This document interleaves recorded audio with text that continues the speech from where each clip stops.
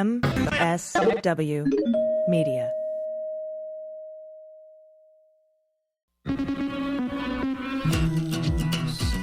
with swearing. Daily beans, daily beans. Daily beans, daily beans. Hello and welcome to the Daily Beans for Friday, October 31st, 2025. Today, a Tennessee man was held in jail for over a month on a $2 million bond because he posted a meme. A Trump nominee for the U.S. Export Bank is withdrawn over his ties to Russia. Trump lifts sanctions on a Putin-backed autocrat. The administration announces it's going to resume testing of nuclear weapons. Senate Democrats broaden their investigation into Trump's Epstein ballroom as demolition contractors go underground. 4 Republicans join Democrats to end Trump's tariffs against Canada. A 3-star general has been pushed out after conflicts with Pete Hegseth. And remembering transgender athlete and student Lia Smith, who took her life at just 21 years of age. I'm Allison Gill. And I'm Dana Goldberg. Oh, hello. We made it to Friday, my friend. We did. It's nice to have you back with me. I'm glad you're home safely. Not too many delays or anything like that. But yeah, it was a long week. It's been a long week for a lot of people. Yeah, it has. And yep, I made it home safe. My brain is a little delayed, but Understood. everything else seems to be okay. So thanks for covering for me yesterday. My happy to. You can do it when I'm not here as well. Got a ton of positive feedback from the Dana-only beans yesterday. Fabulous. And speaking of good things, we have to have a little good things. Some of you were so upset because my Chicago show sold out so fast on November 14th. I decided to open a late show. I'm going to work harder for you. So there's a 9 p.m. show open. Tickets went on sale. They just went on sale. So for those of you that were disappointed you didn't get any tickets for the 7 p.m. because it's only a 100-person theater, they're already selling. There's only about 75 tickets left. I'm telling the beans now, go get them. It's a 9 p.m. show, November 14th, the Annoyance Theater in Chicago. Just go to my website, danagoldberg.com, hit the tour, go down a couple dates, and I'll see you in Chicago. And it seems like there's going to be a lot of beans in the first show, and let's stack it up in the second show. I would love to have you there. Yes, second show, traditionally a rowdier crowd. Yeah, usually a little bit. They've had their dinner and their drinks instead of the other way around, but yeah. Mm-hmm. But yeah, that would be awesome. I'm glad you opened up a second show. So that's really cool. It's sold out so fast. You're like, all right, let's do a second show in Chicago. Yeah. And there's a few people, I got emails from the Beans people that were so disappointed that they just missed it. And it broke my heart. And at first I tried to see if I had any comps that I could just, take care of a couple of you with. But instead, we decided to just open a 9 o'clock show. So hopefully you're a little bit more night owls, but it says Friday night. The show's going to be done by 10:15, 10:30. You'll be in bed. I'm going to be asleep on the stage. Everything's fine. Yeah. So if you're in the area, you don't want to miss Dana's comedy. And it's going to sell out. So get them now. We're at danagoldberg.com, right? danagoldberg.com. Awesome. Also, later in the show today, because it's Friday here on the Beans, that means it's Fugelsang Friday. So I'll be talking to John Fugelsang. Also, some insane things are happening. First of all, have you seen the photo of Erica Kirk and JD Vance? No. Where she's wearing somebody posted she's wearing her mourning, like she's in mourning, right, over the death of her husband, but she's wearing these skin-tight leather pants. So they're calling them her mourning leather pants. Oh, boy. And she's got her running her fingers through JD Vance's hair. I don't know. And, now JD Vance is hoping that his wife, Usha, converts to Christianity. I saw that, yeah. Are they trying to get Erica Kirk and JD Vance together? I don't know. It'll be really interesting to see what happens. There's a lot of sketchy shit going on. We're going to talk about that in some of our stories too. This ballroom thing, I don't like it at all. Nope. And, nothing is out of bounds for nothing is tinfoil hat these days anyway. We've got Donald Trump announcing on Truth Social that he is going to start testing nukes again. Oh, boy. Which has been banned for decades. And I think what happened You know how Donald Trump thinks that asylum seekers come from insane asylums? Yeah. And how visa holders, he thinks, get free Visa credit cards for some reason? Yep. Because he doesn't. I think what happened is Russia tested a nuclear propulsion system. Like nuclear propulsion, not weapons. Yeah. And I think he isn't clear on the difference between nuclear propulsion and nuclear weapons. Oh, boy. And I think, so I'm not sure. This could be a Hegseth thing. He might have just gotten shit-faced and decided he wants to It's blow possible. stuff up. Yeah, that sounds about right. They're going to throw around that nuclear football and see what happens with it. Going to test nuclear Let's weapons just toss it around. Yeah. fishermen. I don't... Aye. And the Pentagon admitted today that they don't know the identities of the people in these boats that they're blowing up in the Caribbean. Like that's just it's murder. Anyway. Yeah. We got an interesting piece of news. Remember how I was saying that Prince Andrew was stripped of his Duke of York title, but was still the prince? He's been stripped of his prince title now. He's also been, from what I understand, kicked out of the house. Yes. Kicked out of with a palace? I don't know. I guess. I don't know if you're just not allowed in there, but apparently, I don't know. Maybe he had a home that was given to him by the royal family and they're taking it. Like, at least there's some consequences happening to this man, Mm-hmm, because be nice. I just wish that he would flip on some of these people, because I've talked about this before. This isn't just about Trump. This lineage goes deep into countries and Supreme Courts and banks. It's not just one man and ministers, and it's not just men. There are women and many, many men that made this continue to happen and cover it up. And I wish every one of them would rot in hell for the rest of their lives. Yeah. And meanwhile, Adelita Grijalva still not sworn in because of the Epstein files. Yeah. And I got to wonder, are they doing it to protect these rich and famous people? Or are they doing it to protect Donald Trump's ability to blackmail them? Like, I can't decide. I know. I can't decide. It's probably both. I mean, let's be honest. It's probably both. We get the $130 million Pentagon donation from Tim Mellon, from, the heir to the fortune of the Bank of New York Mellon, which is being sued right now for funding Epstein sex trafficking. Anyway, it's so huge and so big, and they just want to keep it covered up for whatever reason. But we're going to keep an eye on it for you. We have so much news to get to today that we're going to have to do some quick hits first. So let's do that. And to make a long story short, too late. All right, first up from the Post, the Trump administration's nominee for a top federal position promoting international commerce, Bryce McFerrin, has withdrawn his candidacy amid scrutiny of his role as a senior executive at a steel trading business co-owned by one of Russia's richest oligarchs, and his relations by marriage to a Russian family with extensive ties to the Kremlin. So sometimes you're even too Russian for Donald Trump. Oh, boy.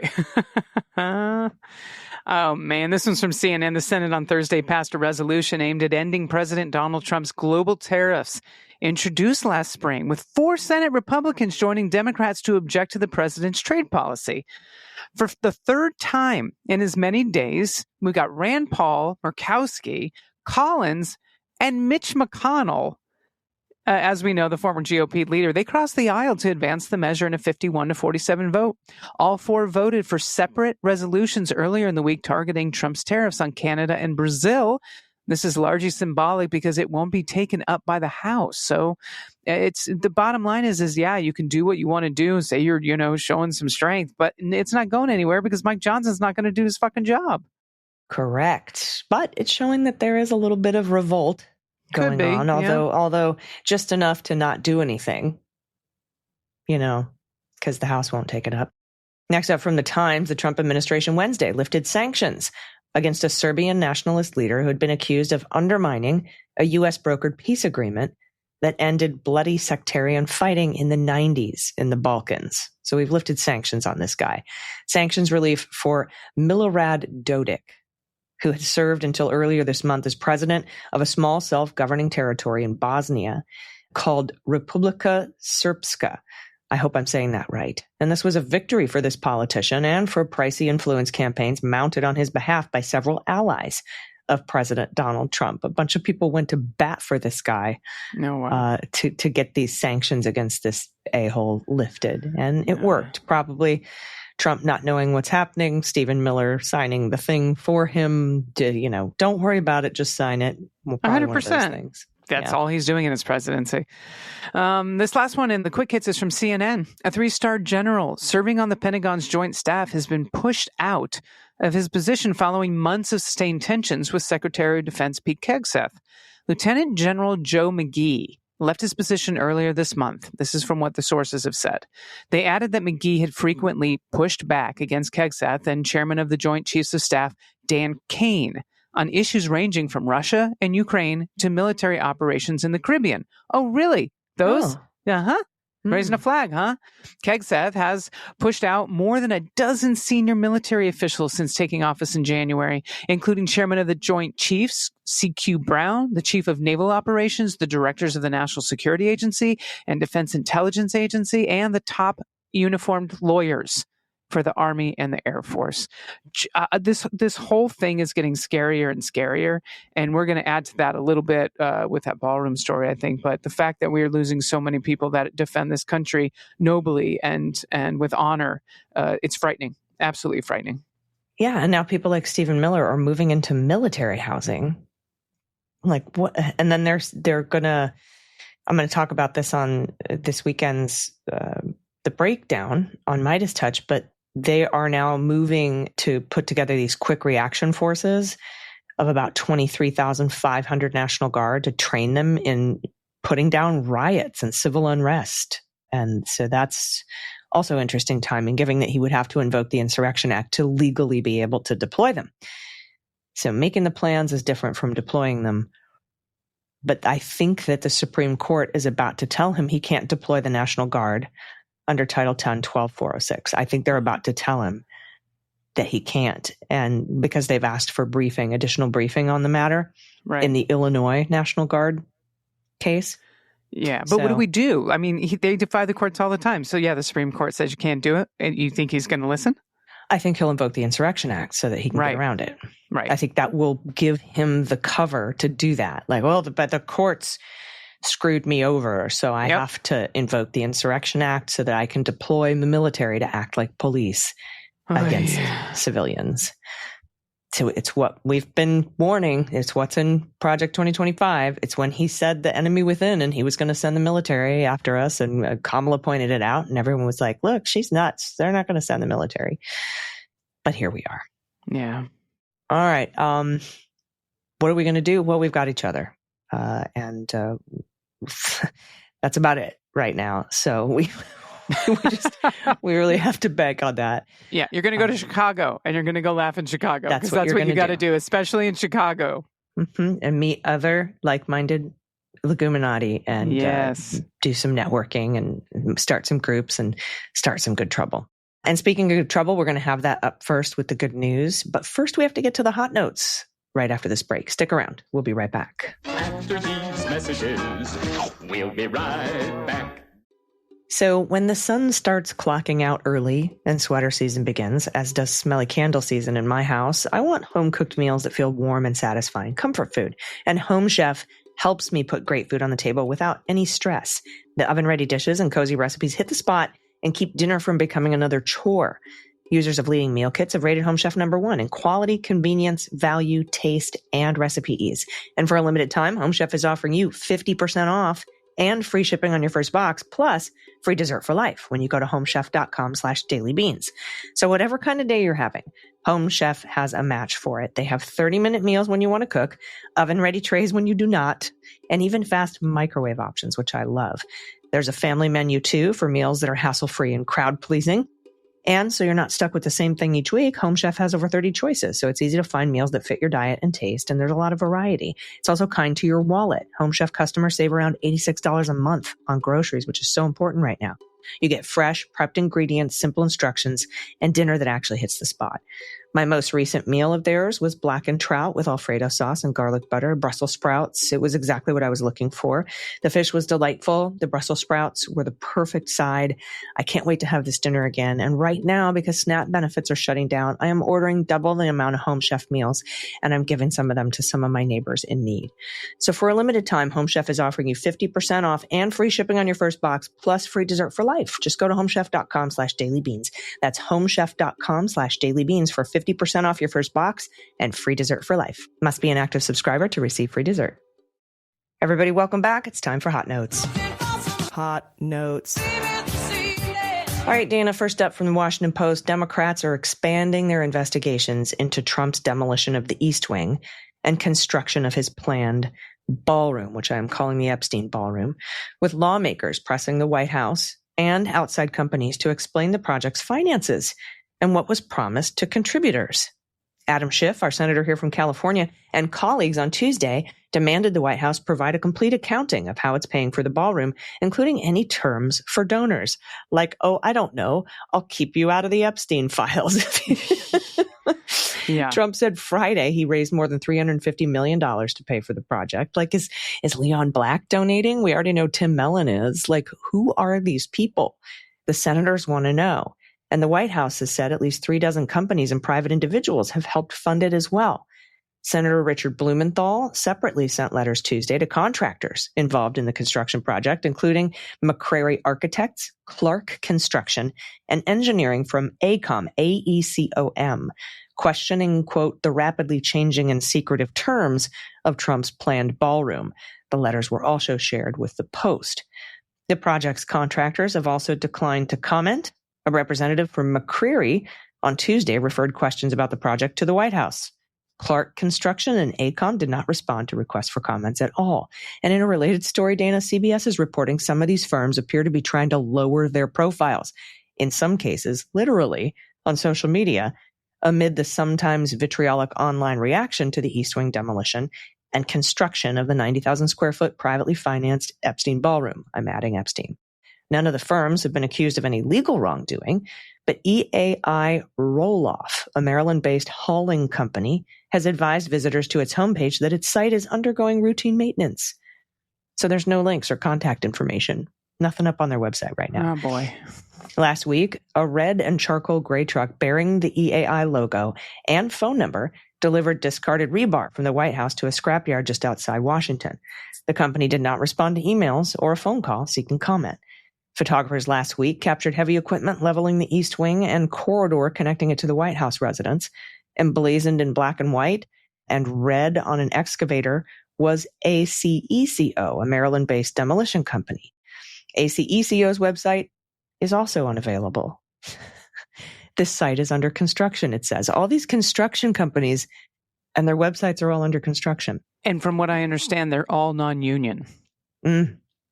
As recently as August, according to the Internet Archive, ACECO's site showed firms' work at the University of Maryland and heralded its clients, which included Clark Construction and construction contractor hired to build the ballroom. Social media profiles for the company and its leadership, they're also gone. WTOP reported that the ratings website Yelp has disabled the posting of any content to the page for ACECO. What the fuck? Because of hostility directed at the company, because one Yelp poster put, "How do you sleep at night when all of America hates you?" Oof. I need my tinfoil hat again. I keep seeing videos about this whole ballroom thing because that's like the cost of it's $300 million. But if it's a 90,000 square foot ballroom, that breaks down to like $3,000 a square foot. So, and then all these other things talking about like the bunker that's underneath it. And the people that are actually donating are like Lockheed Martin, which has to do with weapons, and Peter Thiel, which has to do with surveillance, and AT&T and another phone company. And it's about surveillance. Like, all of this shit scares the shit out of me, and the plans don't make sense. Some of the windows run into walls if you look at the plans, whoever put it together. I know I sound like a conspiracy theorist, but I hope they investigate this. They don't want to take pictures anymore of what's going on over there. They won't let the press get in there. This isn't just a fucking ballroom. The guy's not leaving. No. Ugh. And I don't mean to scare everyone, but do a little research into this because I don't want to be the only one that feels fucking crazy right now. Because I do feel a little bit planned nutty. on not leaving, well, first of all, if he's up and walking around in 3 years, I'll be impressed. Yeah, true. But if your party plans on not leaving or stealing elections, you're going to need a pretty solid fortified bunker. Ask Putin. Yeah. Anyway. Yeah. Okay. So, okay. We're moving on to the next story. This is from CBS. The father of Sonia Massey. Okay. Sonia Massey. She was fatally shot in her kitchen by former sheriff's deputy Sean Grayson last year. He was very emotional and expressed anger on Wednesday after Grayson was convicted. And do you remember this? Do you remember the viral video of her getting tea for the guy or whatever? Yeah, it's horrifying. Yeah. And I'm so glad that there was a conviction. Grayson, who was facing 3 counts of first-degree murder, was found guilty, but on one lesser count of the second-degree murder, sparing him a possible life sentence for killing her, a 36-year-old unarmed black woman. And I quote, "He told my child he would shoot her in the." And we need a trigger warning. I don't need an edit. I just need you to know I'm going to start the quote over. There's a trigger warning right here because I didn't even know that was coming, and that got me in the chest. The quote says, "He told my child he would shoot her in the fucking face, and he did." And all we got was a second-degree murder conviction of this. That was from Massey's father. His name's James Wilburn. He said he was in 6 police departments in 3.5 years. That is shameful. Grayson, who was a Sangamon County Sheriff's deputy in Illinois at the time of the shooting, he claimed he was defending himself from Massey, who had called the police to check on a suspected prowler. Grayson said that inside the home, Massey acted erratically and rebuked him in the name of Jesus while walking around toward a pot of water on a stove. She wanted to offer him tea or coffee. He testified that he viewed Massey's pot of boiling water as a threat and was trained to use force to gain compliance. She called them. Yep. Prosecutors said Grayson failed to render medical aid. He failed to render medical aid to Massey right after the shooting. I know justice is not served in this, but I'm so glad he wasn't acquitted on all the counts. Yeah, he should have been convicted on first-degree murder. But, absolutely. Second-degree murder was the conviction. Yeah, it's just, another miscarriage of justice in America. And this is a wild story. Here's another one for you. From Phil Williams, our friend at News Channel 5, the nosiest bitch in Nashville, according to John Oliver. A Middle Tennessee sheriff is defending the arrest of a man who posted a meme. He posted a Trump meme on social media. Larry Bouchard, he's 61 of Lexington. He faced, we'll get to that update in a minute, but he faced felony charges for threatening a mass shooting at Perry County High School. I saw the meme. Even though Sheriff Nick Weems admits that the meme didn't actually contain any threatening words. Nope. The case, according to Weems, hinged on how some people in Perry County might have interpreted the meme that noted Trump's response to a school shooting in Perry, Iowa, not Perry County, Tennessee. Bouchard had sat in jail for more than a month, unable to make a $2 million bond set by the local judge. The person who threatened Hakeem Jeffries is out. Yeah. This guy put up a meme.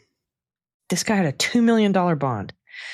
Now, free speech advocates are sounding the alarm about what they consider to be law enforcement overreach. Yeah. Body cam video shows that local police took Bouchard into custody at his home in Lexington on September 21st based on a warrant issued out of Perry County. The one-time cop, he's a former cop. He's one of those rare liberals in rural Middle Tennessee. Yep. And a keyboard warrior known for posting sometimes provocative progressive memes. I wouldn't call this a provocative progressive meme, by the way. Maybe if you're a 61-year-old former cop.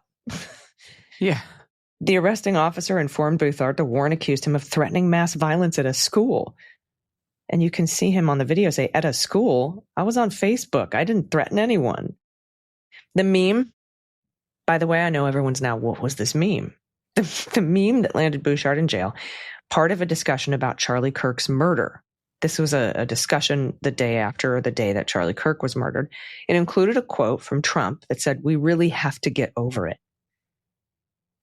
Because remember, Trump said that about a shooting in Perry, Iowa, like a day after the shooting. We have to get over it. Yep. 2 people were killed and 6 were injured in that Iowa shooting back in January. And so the meme's caption says, this meme seems relevant today. This seems relevant today, is what Bouchard said. That's it. That's all he said. Yeah, a commentary on Donald Trump said we have to get over mass shootings in response to what happened with Charlie Kirk. Sheriff Weems said some in his community took the reference in the Trump meme to mean Perry High School, to be a suggestion that he planned to shoot up Perry County High School, which recently had to deal with a threat from a student. That one's in Tennessee. News Channel 5 Investigates noted it doesn't say Perry County High School anywhere on the meme. It says Perry High School mass shooting. That led people to believe in our county that he's talking about Perry County High School, because it doesn't say Iowa either. Can you believe that? The whole story is ridiculous. Phil this Williams, poor guy. I know. Phil Williams pressed Weems. He said, but you also knew this was an existing meme that was already out there on the internet. And Weems said, correct. So it's clear that he's not talking about Perry County High School. That's what Phil Williams asked Weems. And Weems said, we knew, but the public didn't know. What? But the Associated Press is reporting now that authorities in Tennessee have dropped the felony charge against him. Bouchard, by the way, spent 5 weeks in jail. And Weems or Schwendeman, the local DA, they did not immediately respond to requests for comment about why the charges were dropped. Just bizarre. All right, everyone. This next story, I just want to do a trigger warning. This is a heavy story. This is from Aaron Reed, from Aaron in the Morning. We know and love Aaron so much. Every trans suicide is a murder. That's the title of this. That's the title of this.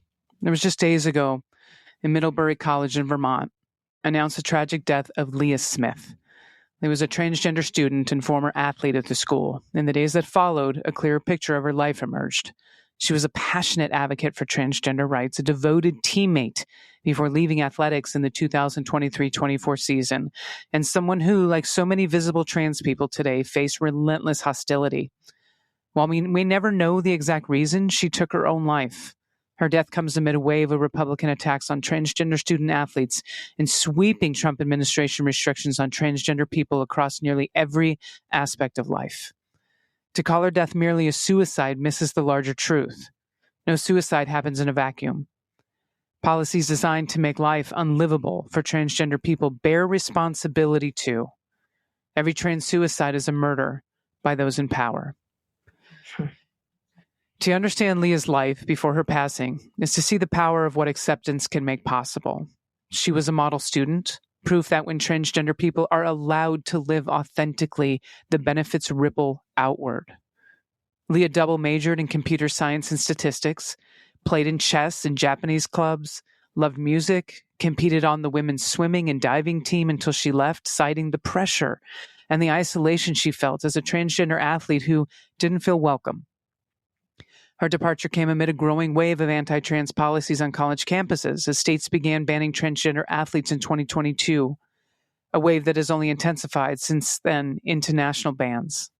That hostility marked the beginning of what every transgender person now recognizes, a coordinated effort to legislate us out of public life. Aaron continues to write, the policies that targeted Lia make her life harder and shorter for transgender people.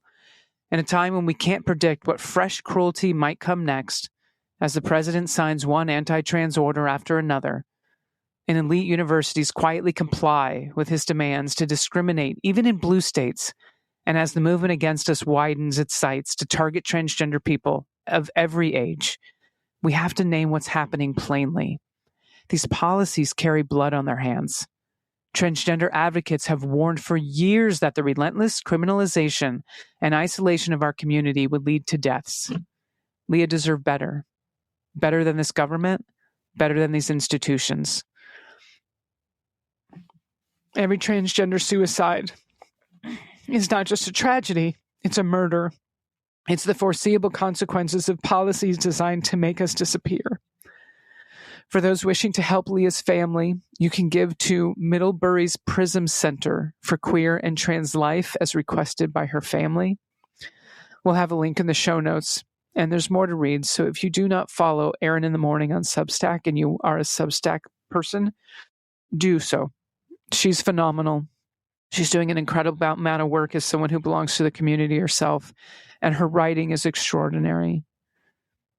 Truly. Our hearts and thoughts go out to Lia's family. If by some chance anyone who knows her or is related to her is listening, we love you. And we continue to fight and continue to shed light on all of these horrifying stories. May she rest in peace. May she. And power. And we aren't going to stop. No matter how many times Gavin Newsom goes on a podcast and says what he says. I was so mad at him. Continues to come after my friends. I talked about it on Stephanie Miller. Just shut up. You can talk yourself out of a paper bag. Sidestep the fucking question. If you cannot go to bed, what do you think you're doing? Moving to the middle on this subject? I don't know. I don't know why he keeps giving them what they want. It just blows my mind. And don't use your transgender godchild as a pawn. I have a transgender godchild. This is hard for me. I understand there's nuances in this, but don't do that. It's the same thing as saying, I have a black friend. I can't be racist. It's disgusting. It really, every time he gets on my good graces, and it's mostly his communications team, it's Camille and the rest of his team, he does something like this. And I'm like, just why? Yeah. Very frustrating. Very frustrating. Thank you for that. And thanks again to Aaron in the Morning, Aaron Reed, for all your work. It's just incredible. Definitely, please subscribe to her Substack, Aaron in the Morning. Everybody, we really could use your good news. We're going to get to that. But first, we're going to talk to John Fugelsang for a minute. So stick around. We'll be right back. Hey, everybody. Welcome back. It's Friday on the Daily Beans, which, as you know, it's Fugelsang Friday. So please help me in welcoming the man who hosts Tell Me Everything on SiriusXM Progress, channel 127, weeknights, 9 p.m. Eastern, 6 Pacific. The man who is a New York Times bestseller. That's right. His book, The Separation of Church and Hate, is on back order in a lot of places because everybody wants a copy. Also has the John Fugelsang Show podcast and Substack, and pretty much anywhere you want to find John Fugelsang, you just got to type his name in your browser and he'll pop up for you. That's the hard part. Please welcome John Fugelsang. Hello, my friend. Yeah, it's not easy to type my name. I'm living proof. Sometimes God gives the most ethnic names to the whitest guys. So I'm just difficult on every level. But thank you, Dr. Gill. So floating around the internet this week is a tweet that you made that went viral about Mike Johnson and SNAP benefits. Can you tell us about that?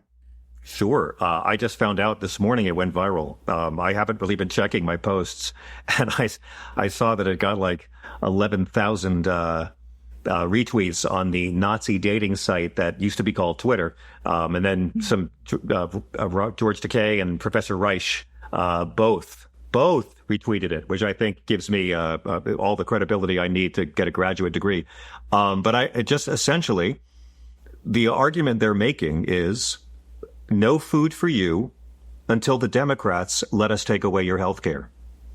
This is the bargain these deep spiritual Christians are offering. Unless the Democrats let us jack up the Obamacare premiums and throw up to 20 million souls, low-income and disabled Americans, off of Medicaid, you're not going to eat. And we're going to blame the Democrats, and no one's going to buy it, and Trump's not going to care.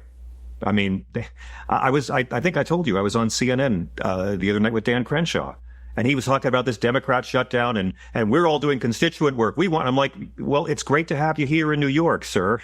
These people haven't worked but 12 days out of the last 96, I believe. Mike Johnson isn't trying to be Speaker of the House. He's trying to be the breaker of the House. He's trying to put the House of Representatives out of business at this point, and has no intention of calling these reprobates back for the rest of the year. So it's like the Democrats were trying to pass a measure to at least get the food stamps going so people don't have to starve. And John Thune was furious about that. This is the time when the media has to stop ever allowing these people to pretend they're Christian. When you're deliberately turning your back, not just on the stranger, but also the sick and the hungry. That's Jesus's top three groups you're not allowed to be mean to, man. So I hope that we'll see more action on this, but I don't think they want to open it. I mean, $40 billion to Argentina, to this kook, and Americans are going to go hungry.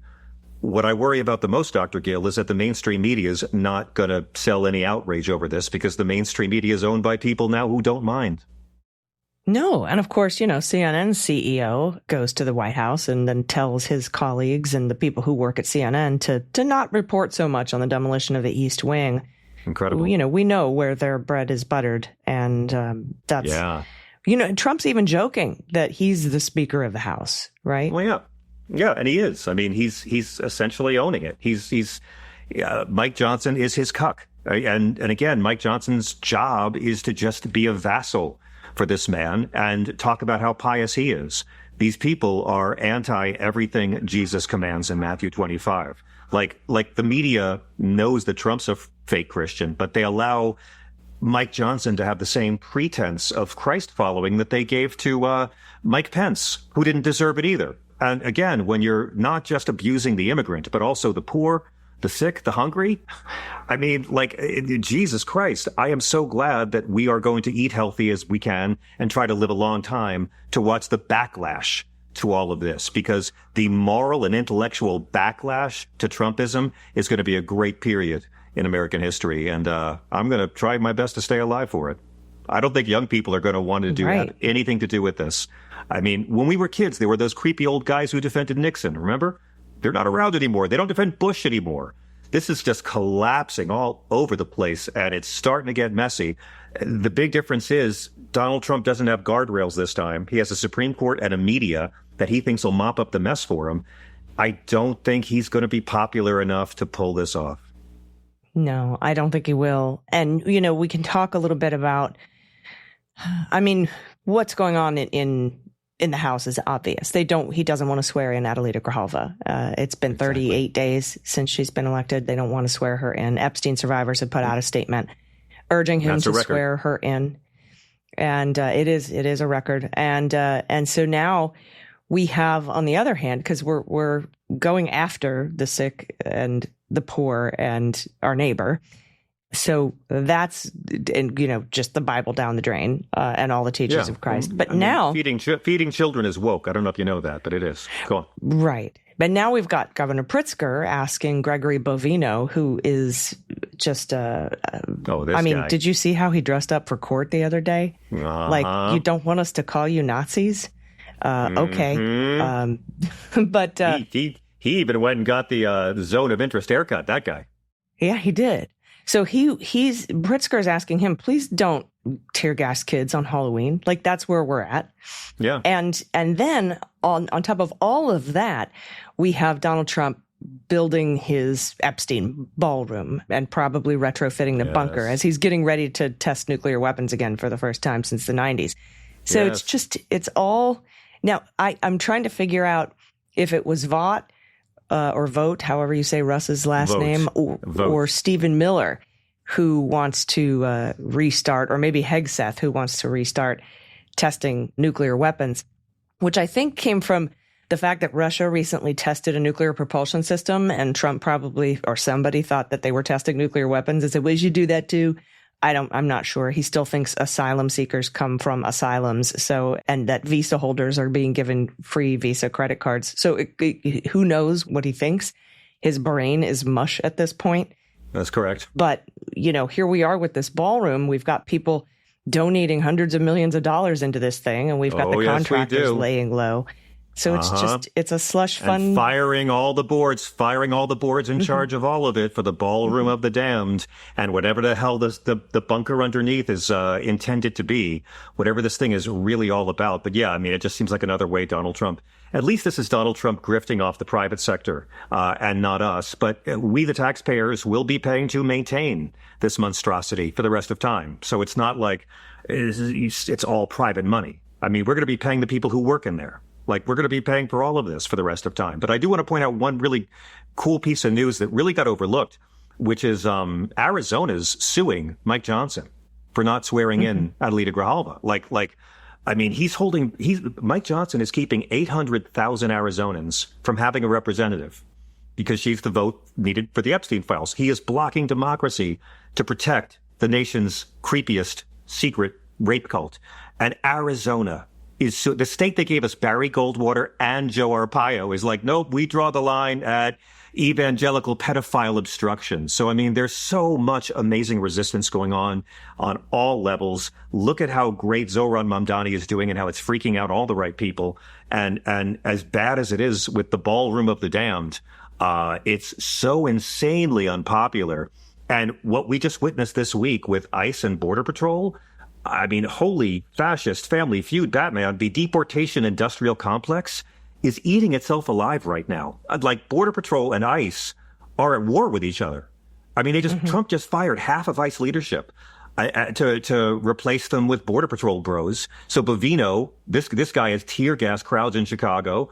And like Kristi Noem is going around in her Gulfstream jets. Corey Lewandowski, her creepy boyfriend, who Trump has fired, rehired, then rehired again. Tom Homan with the bribes, and then Todd Lyons, the ICE director, who's caught in the middle of all of this.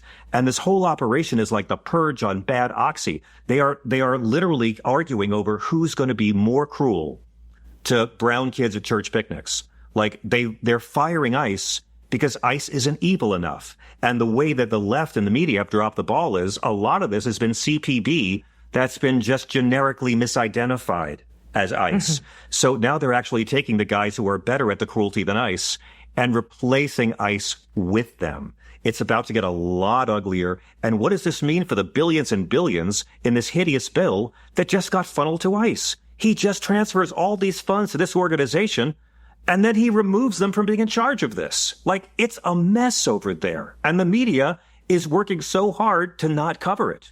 I mean, the prosecutors is a whole other matter. I mean, like, these guys are really running in circles, and the amateurism is showing more and more. Yeah, I imagine Stephen Miller was like, look, Lyons isn't doing all the totally evil shit I want him to do. Can we put Bovino in charge? He seems a little more evil. And so here we are. And I assume without, going through Congress like he's supposed to, he'll violate the Impoundment Act and move all that ICE money over to CBP, CBP, Customs and Border Protection.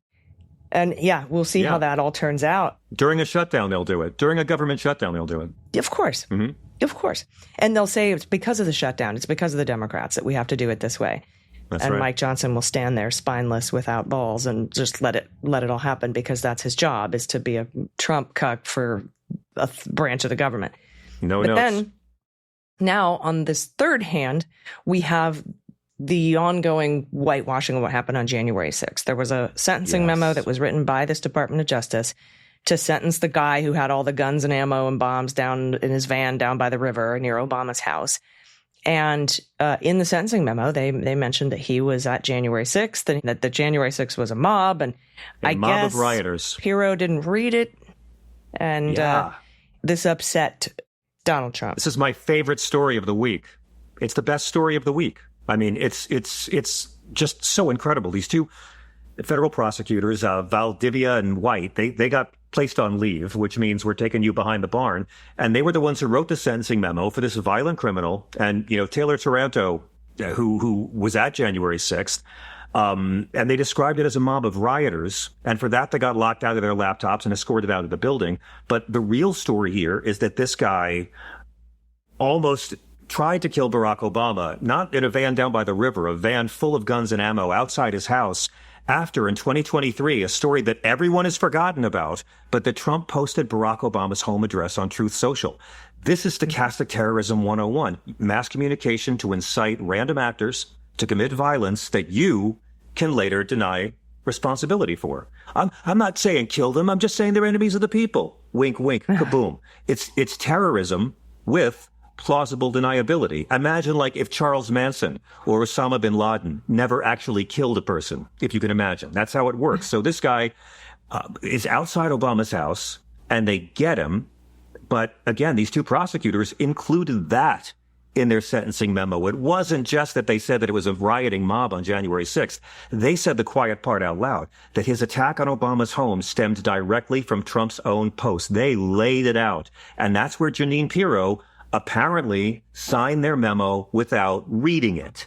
I wonder why. She seems so attentive to detail. So then once, as you said, the White House realized that, they sent Pirro back to rewrite it, to airbrush Donald Trump out of his own crime scene. And then they filed a new memo, no mention of January 6th, no mention of the mob, no mention of the fact that Donald Trump essentially almost got Barack Obama killed. They scrubbed out the truth. And this is how it works. You don't just incite the violence. You institutionalize the cover-up. You teach the system to protect the trigger pullers, not the victims. And you punish the people who name the threat and protect the people who cause it. And this is not law enforcement. This is regime enforcement. This is all the deep state stuff they kept claiming. They are now doing it, hiding things from everyone else. Truth-telling about violence is a fireable offense under Pam Bondi. Yeah, and it's kind of no different from when he was in office during his first term and scrubbed everything about Russia meddling with our elections, didn't want to hear about Russia, took Russia out of all of the president's daily briefs, took it out of all of the threat assessments that were given to Congress. Yep. And then eventually everybody learned, just don't talk about Russia. It's best just not to talk about Russia. Yep. Even the media got tired of it. And that's why, and again, if Robert Mueller had just devoted some resources to following the money, we'd live in a very different country right now. But I guess Russian mob involvement in New York real estate is too big a subject for people to take a crack at. But I mean, if they had done it, or he would have been fired for it. And maybe Mitch McConnell would have let him get away with that. But then it would have come out. Because that was the red line. Yeah. That was the red line. When Mueller chose not to follow the money, it guaranteed the Russia thing would go away after Bill Barr covered up more crap than cat litter. I mean, just redacted it. Remember the redactions? My God, there was more blackouts than my three-way with Liza Minnelli and Courtney Love, Allison. It was nothing but blackouts in that thing. They all covered it up, and the media shrugged and said, okay, it's boring now, and that's it. I mean, and a judge ruled that the redactions by the Justice Department under Bill Barr were excessive and inappropriate, and that's how we ended up getting, which totally went not covered by the media, the actual full unredacted Robert Mueller report, which came out to not fanfare, just a little womp womp, to the point where now people are asking me, because I have Mueller in my name, when are we going to get the full unredacted Mueller report? And I was like, 2020? We got right. That's like we had to wait 40 years for the Electric Nebraska album. I don't know when we'll get the unredacted Mueller report, but I mean, it's just so sad. And again, like Paul Manafort was fired as Donald Trump's second campaign manager because of Russian collusion. Like Democrats, it's right there. Robert Mueller handed Democrats 10 counts of obstruction of justice. And then the Democrats impeached Trump, and they didn't even use the 10 counts they had sitting there on the table. They could have just made it 13 counts. Didn't do it. So it's like... Robert Mueller didn't say much during his testimony, but he did say, hey, Congress, here, now it's up to you. Thank you. That's exactly what he did. And the Democrats in Congress are always going to own the fact that they refuse to own it. Yeah, for sure. Well, my friend, always good to speak with you, and I hope you have a wonderful rest of your weekend. I know you'll be traveling, so we may or may not see you next week. We're going to try to work it out, but I appreciate you being here as always. Can I make a quick announcement, Dr. Gill? Because the book is doing well, and I think I'm going to write another one, but we are beginning the tour, and we're going to be doing a live show in Washington, D.C. on Wednesday, November 12th. Any of your listenership, the very attractive people who make up your audience in the D.C. area, come on down to Union Stage in D.C. You can get all the information on my socials, and it's going to be filmed for a pay-per-view later, and we'd love to have you guys there live in D.C. on Wednesday the 12th. And thank you. Yeah, and if they get any audience shots, if you're in the audience, you might end up in a documentary. You never know. You never know how it's going to go. And then Trump can go after you using facial recognition software. So it's a risk to all of us. Come on down. Let's have some laughs. That's the risk you take.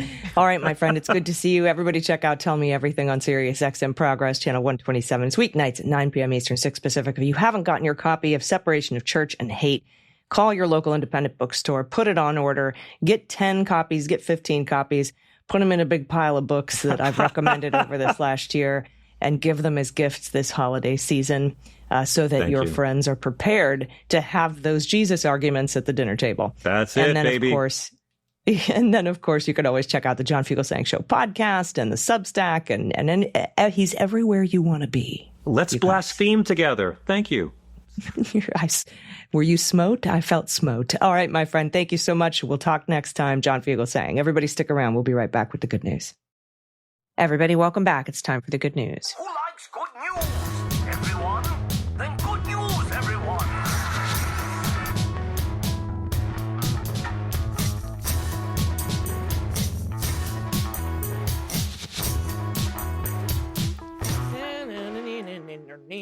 here. Good news. And if you have any good news, or if you have a good trouble suggestion, some good trouble you'd like us to get into, you can send that to us. If you have a shout out to yourself or a loved one or a small business or a nonprofit or a government program that's helped you or a loved one, whether it's ACA subsidies, which are about to go away, or maybe it's WIC or SNAP, and which, starting tomorrow, millions of Americans are going to lose, including, almost half of those people work and some of them multiple jobs. So it's not like the whole, Republican BS. We should able-bodied, you should work. These are working people. The rest are kids or disabled. Like, it's so frustrating. I'd be preaching to the choir, but I could go on about this for days. Yeah. So a shout out to a government program. We need to support our government programs, and we can do that by these little shout outs. Also, any good news that's something little or big that's happened to you over the last few decades, jokes that you want to share with us, we would love to hear that. We could all use a laugh, trust. You can send it to us at dailybeanspod.com, click on contact, and all you got to do to get your submission read on the air is pay your pod pet tariff, which now just means send us whatever picture you want. Used to mean send a picture of your shelter dog and we'll guess the breeds, but it's grown. I think we've guessed all of every single person who listens to this podcast. I think we've taken a stab at the breeds of their shelter dog. We have. You can send your cats. You can send adoptable pets in your area. You can send bird photos, which can be a bird or you and your family and friends flipping the bird to Trump properties. We love those. Everyone's got a couple of those in their phones if they've been to Chicago or Las Vegas or New York. You can also just send a random photo of an animal off the internet. We love baby animals, especially. Speaking of babies, send your baby pictures. Send your family photos. Send us what you're dressing up for as Halloween or what you dressed up for as Halloween, because it's Halloween today. Happy spooky day. Send those wonderful pictures to us. Photos of you and your favorite signs at No Kings rallies or Hands Off rallies or the Women's March back in the day. Send it all to us. dailybeanspod.com. Click on contact. First up is your good trouble. Your good trouble today comes from Amber, pronouns she and her. In Texas, there is a super important November 4th election. The problem with Texas is that Republicans are better at voting in smaller elections like the one coming up. There are tons of propositions, including giving our own Governor Abbott the ability to terminate judges he doesn't agree with. Terms. Removes the autonomy of the judges to set bail for felonies. It uses the parental rights verbiage to expand book banning and LGBTQIA attacks and censorship. Yeah. And they want to add a citizenship requirement to the Texas Constitution, making way for further Voting Rights Act hardships. Also, Senate District 9 spans north and northwest of Fort Worth and multiple Tarrant County cities, and is also having special elections state Senate race. And there's a Democrat running. The Democrat in the race is Taylor Raymond, an Air Force veteran and union organizer. The district has been Republican since 1991. Whew. That's when I was in high school. And flipping this will help with acts like the recent Texas gerrymandering. So we're going to include links to that candidate's website. Pod Pet Tariff is a pick of my menagerie. The dogs are Anissa, the Chaos Queen, Rhodesian Ridgeback, and Watson, the dumpster dog, probably a Husky Shepherd mix. My daughter saved him when working the drive-thru at her work when someone put him in the dumpster. I don't understand that. Our cats are Momo the asshole, Siamese. He's mean.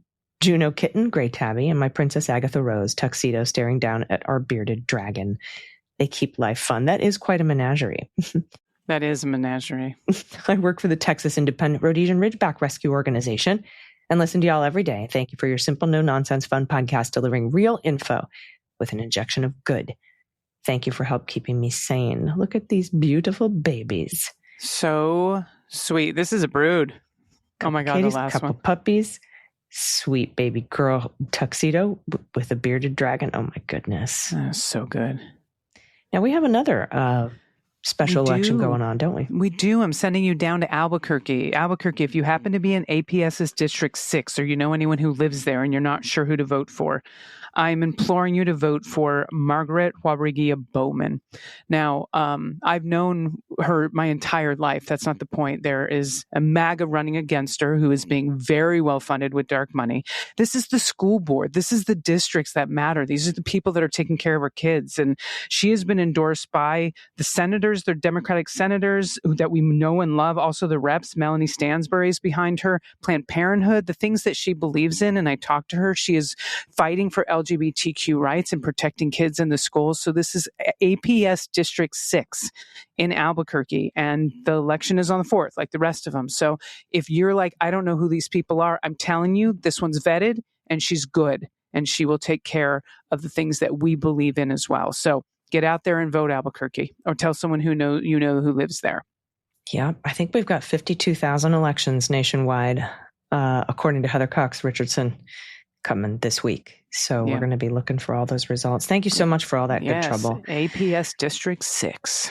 All right, Albuquerque Public Schools. All right, let's see here. First up from Kiki, pronoun she and her. Hi, AG and DJ. I wanted to share this story I heard out of that hellscape, Portland, Oregon. It turns out there are actual people with humanity that live there. I can attest to that, Kiki. A coffee shop called Heretic Coffee Company has been collecting donations to pay for breakfast for those who will be losing SNAP benefits on Saturday. As of Wednesday, they've raised more than $200,000. Turns out this coffee shop is volunteer-run nonprofit. It trains people to become baristas and coffee roasters. Oh, when I saw the original TikTok video, of course, I began to sob. The fact that people care more than some of our politicians will always amaze me. Oh, and not just U.S. citizens. They've received donations from places around the world. Humanity is alive, just not in the current administration of the United States. For my pod pet tax, I would like to submit my favorite sign from the No Kings rally that my son and I went to.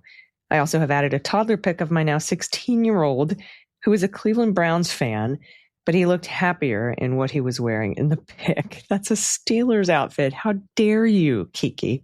Picture of child is for your eyes only, please. Okay, so we aren't going to share this picture of the child publicly, but I am looking at this baby, and this is an adorable baby. And Saint Eupid, stupid, get it, patriot state of economic collapse. Oh, that's so good. Thank you for that.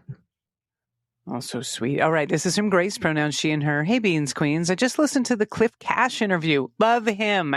And fully agree that we need millions to descend on DC in order to pull curtains on this ridiculous clown show. I wanted to make listeners aware that an org I'm involved with called Refuse Fascism is calling for this same thing starting on November 5th, the day after the election. We are calling for anyone who is able to meet at the National Mall at 11 a.m. on November 5th and to stay in D.C. for as long as possible, coming back day after day to nonviolently occupy the Capitol. I love this. Buses are being organized now. Everyone interested can visit refusefascism.org to get involved or donate to the cause. Thanks for everything you do to help keep us all sane. We will prevail. Attached is a photo of my little sweet furball angel girl. Maybe. Oh my goodness. Look at her. Meow. Aw. Thank you so much, Grace. Next up from Anonymous, pronouns she and her. Hi from Minnesota. I'm a brand new listener. I really love the good news at the end of your episodes. Welcome, Anonymous. Welcome to the Leguminati. It's so necessary to find glimmers of joy in this daily shit show we're living in. My good news is my local community's response to losing SNAP benefits in November. I recently got a flyer on my door from a local church, and it asked for donations to be set out on Halloween. The youth group is going to go around town picking them up and bring them to our local food shelf. The brewery by me has a simple flatbread pizza truck, and they're offering free meals to kids. A friend of mine is making birthday kits for families who can't afford to celebrate a birthday with cake, frosting, candles, and balloons. A post in our local bulletin board is gathering low-cost recipe and meal ideas. Of course, there are a few dude bro keyboard warriors blaming Democrats, but the response has been overwhelmingly filled with a sense of giving and community. Thanks for all you do. You're a light in my day, even when the news sucks. And you know what, Anonymous, I got to tell you, for an administration who is trying to break apart our communities and isolate us and make us feel like we're alone, they sure are doing a dumbass bang-up job of bringing us together. Yep. By doing this fucking horrible shit. It's just, anyway, please enjoy my ridiculously gorgeous pup, Charlie. I'm a lifelong cat owner, and he's my first dog. We also have 5 cats he's been raised with, so he's actually a cat on the inside. The picture of the cats is likely the only one I have of all 5. Sailor, Mia, Dibbles, Kevin, and Linda. The picture of the 2 cats is Sailor, my 16-year-old elderly gentleman, and Linda, the baby of the family. Linda, that's a great cat name. They have an absurdly sweet bond and are basically in a cuddle puddle the majority of every day. Oh my God. The dog is so beautiful. Dog is gorgeous. I'm guessing Australian Shepherd. Look at the kitties. I know. Okay, so I have 2 tuxedos and a rag doll and another fancy pants cat. But you have that 5th orange cat, which is hilarious. Look at these sweet babies. They are so sweet. Oh, thank you so much. And hey, welcome. Glad you're here. Glad you're here. Absolutely. Yep. And we got another anonymous. Hello, ladies. Listener from the Kitchen Table Days here. Ooh. I'm a beef cattle rancher living in Eastern Oregon. I didn't F around, but I'm still going to find out if the U.S. does actually start importing beef from Argentina, which we just gave $40 billion fucking dollars to. This is not the first time Donald has messed things up for the producers in the beef industry since my spouse and I started ranching 11 years ago. We were just about to start exporting beef to China in 2017 when Don put the kibosh on that. I hope ranchers are finally fed up enough to stop accepting Donald's excuses. The industry has been down for several years and was just now starting to turn around. I know beef is pricey, but honestly, we cannot raise beeves of good quality at a lower cost than we already are. The bottom line is we have beef here in the U.S. We don't need to import it. You know, I don't mean to interrupt this, but I don't love a girl. In fact, I don't agree with most things she said. Tommy Lauren was at least fighting for beef to be labeled where it was from and that we needed to actually use the beef from the United States. And I can't stand the girl, but I don't know why she's not up in arms about this. And this person can, I know. She might be, and I'm just not, I don't know where she's And we don't follow her. That's true. She could be real pissed about this, and I just don't know. Yeah. Oh my God. If she ever comes at me, I have a DM chat with her about abortion that I will absolutely fucking make public, by the way. Okay. I stay positive by participating in 50-51 rallies, watching comedian Josh Johnson. I love Josh Johnson, his YouTube videos, and listening to Conan O'Brien's podcast. I'm including a photo of a cow and her calf I found on the wrong side of the fence one morning in August. The cloudscape behind her was so gorgeous that I couldn't resist taking a picture. And this is a stunning photo, Anonymous. That is big sky right there. Yeah. How cool. So from the Kitchen Table Days, thanks. Yeah. Thank you, Anonymous. And sorry, I mean, sucks. Yeah. America First was a load of shit, and we knew it was. Uh-huh. I mean, how did we think using a KKK slogan was going to turn out? Yeah, no kidding. Oh, I'm so sorry you're going through it. All right, next up from Carol in Silver Spring. I'm sharing my good memories of sweet Minette. She appeared mewing on my deck years ago. She was young and had recently nursed. I was sure she was lost, but no, apparently they kept the kittens and abandoned her. She was loving and funny. There were workmen in the house and she was hiding when this was taken. I look at it every Halloween. AG and DG are both amazing. When I hear you share your fears and empathy in these difficult times, I don't feel alone. But when you share the humor, oh my, thank you. Thanks, Carol. Look at this sweet baby with the laser eyes. Some cats have red glowy eyes. Some cats have green glowy eyes. This one has green. Fantastic. Really? Is that true? Like my flame point white cat has the red glowy eyes. Well, if she's a flame point, she should. If she's a flash point, then she would have green glowy eyes. Flamey Grant. That's very funny. Anyway, thank you all so very much for your good news. We need it. Please overwhelm us. We would love our good news cups to overflow with. Send it to us at dailybeanspod.com and click on contact. Welcome to all our new listeners. Dana, we have had an influx of new listeners over the past couple of weeks. I think they're coming over from the breakdown over on Midas. So fantastic. If you're new, welcome. Dana and I are going to start a video pod for patrons for the first month so that we can get all the input and name it and put it out and get it ready to go. But it'll be public on December 1st over on our YouTube channel, MSW Media. And I'm looking forward to that. So if you want to become a patron and get on the ground floor and also get those episodes ad-free and early, along with getting these episodes ad-free and early, because the Daily Beans audio is not changing. We're not going anywhere. And if you'll also at that level, the $5 a month level, get the Unjustified podcast with me and Andy McCabe early and ad-free. So you get all that premium stuff. It's just $60 a year, and it helps fund all of the work that we do.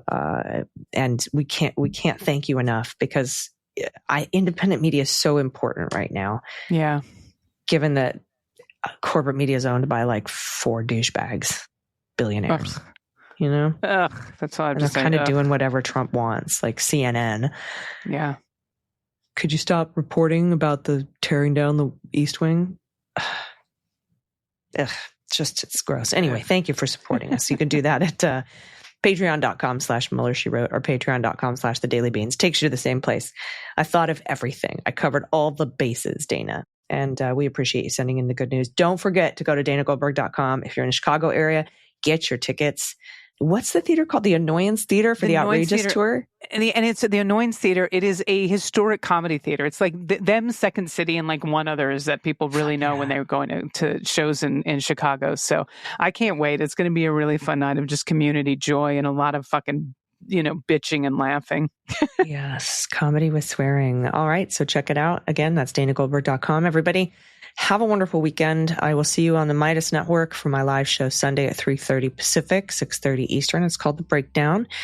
And I will also do Unjustified. We also have a bonus episode of Unjustified out right now. It's just questions. It's nothing but listener questions. Me and Andy McCabe answering all of the questions for an hour. So you can check that out at Unjustified. That's free wherever you get your pods. And we'll be back in your ears on Monday. Until then, please take care of yourselves, take care of each other, take care of the planet, take care of your mental health, and take care of your family. I've been AG. I've been DG. And them's the beans. The Daily Beans is written and executive produced by Allison Gill with additional research and reporting by Dana Goldberg. Sound design and editing is by Desiree McFarlane, with art and web design by Joelle Reeder with Moxie Design Studios. Music for The Daily Beans is written and performed by They Might Be Giants, and the show is a proud member of the MSW Media Network, a collection of creator-owned podcasts dedicated to news, politics, and justice. For more information, please visit mswmedia.com. MSW Media.